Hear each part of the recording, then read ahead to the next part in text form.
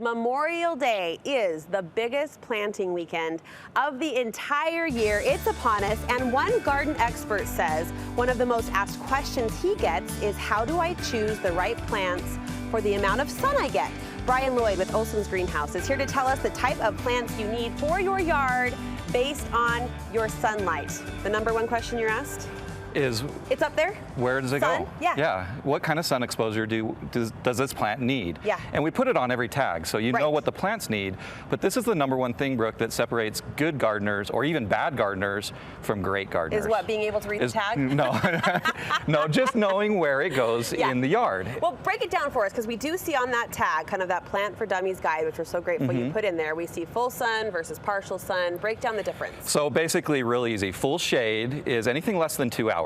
And then part sun or part shade, those kind of mean the same thing. That's in between. And then full sun is anything 6 hours or more. So we have from 2 to 6 hours, and anything less than 2 has to have shade all day long. And this matters. Anyone who's tried to fudge placement by, a few rays of sunshine, know that that matters. Exactly, because shade plants, if they're put in the sun even for an hour too long, they'll burn up immediately, just like They'll that. torch. Sun plants, they can last a little bit longer in the shade, but they'll go downhill within a week or two. All right, we're going to break things down by each side of the house, and you're going to tell us what to plant where. Let's start with north facing. So the biggest thing that people think is, if I have the north side of the house, that's full shade. Yeah. And a lot of times it is, but you have to be talking about how far away from the house are we looking. Okay. Are we 2 feet away? Are we 10 feet away? And the only way to know for sure is to actually watch your sunlight. And we have to do this maybe every month too, because the sun changes its angle over time, over the summer. But I have, for example, on the north side of my house are where all my flower beds are. That's the direction my house faces. And I have all full sun plants in my flower bed on the north side of my house because they're only 8 feet away from the house. Even though I have a 2-story house, that sun is shining bright on them for about 8 hours a day. So it's that distance really that you have to pay close attention to. Exactly, and you just got to pay attention to what is the sunlight doing in your house? Where is that shadow from the house in the morning, in the midday, and in the evening? I feel like we need a sundial or something. Exactly. No, just kidding. Well, watch it closely. South facing. Talk to us about south facing. So south facing, our sun, because of our latitude, it's always beating down on the south side. So this is almost always full sun. Full sun. But we've got to pay attention. Do we have big trees in the yard providing shade there? And so there's other things besides just the house and the side of the house we're on. You still have to pay attention to your sunlight. But for the most part, this is where the hottest sun is and the brightest sun all day long. And so we want heat-loving plants here, and we want sun-loving plants. I was going to ask, does temperature play a role? Because you can have shade and still have heat. Yeah, we've talked about in the past a lot of great plants for summer. So these are things like celosia, portulaca, moss rose, zinnias. Those types of things do best in full sun, but also tons of heat. All right, let's talk about eastern facing. Yeah, eastern facing is my favorite kind of sun because this is morning sun. This is when it's not so hot. Right. And so a lot of our shade plants can actually work on the eastern side, especially if they only get 2 or 3 hours of sunlight, because that sun is not nearly as intense as the western sun. So if you like things like bleeding hearts, east side, perfect for them.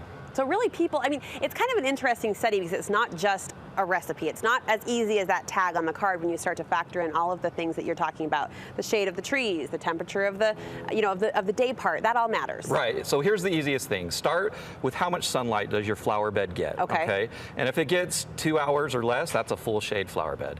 If it gets more than 6 hours, that's full sun, okay? And then move on and just see what time of the day does it get that sunlight. If it's morning sun, you can add about an hour worth of sunlight for shade plants.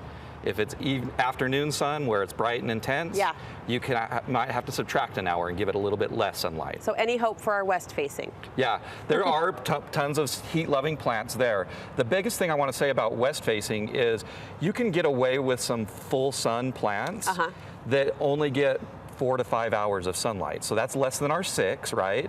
If they're on the western side, because that sunlight's so intense and because it reflects off of concrete and other surfaces, even if you only get 4 hours of direct sunlight, sometimes full sun plants will work on the western side in 4 hours or less, or about 4 hours. About 4 hours. We're going to be wandering around our house doing this. I don't know what this is, but just figuring it out where the light lands. And here's the thing, real quick. Yeah. So if you see over on this petunia, I've had this in the shade on a hanger like this, and this petunia was underneath these two. Okay. And so it was seeing more shade. And it's a full sun plant. Yep. Petunias need full sun, 6 hours or more. And you can see this one's stretching and it's starting to lose its color. It's only been in the shade for 3 days. This is what they do. After about 2 weeks, it'll stop flowering almost altogether. And that's just from the shade of the other pot. Yeah, exactly. Okay. So it's not just our house that we're worried about. Yeah. We have to look at other things in the yard that are providing shade. Yeah, any other examples here to learn from?